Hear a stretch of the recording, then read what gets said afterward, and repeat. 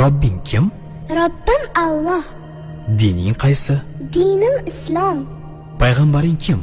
Payg'ambarim Muhammad sallallohu alayhi va sallam. Kitobing qaysi? Kitobim Qur'oni Karim. Tilaging nima?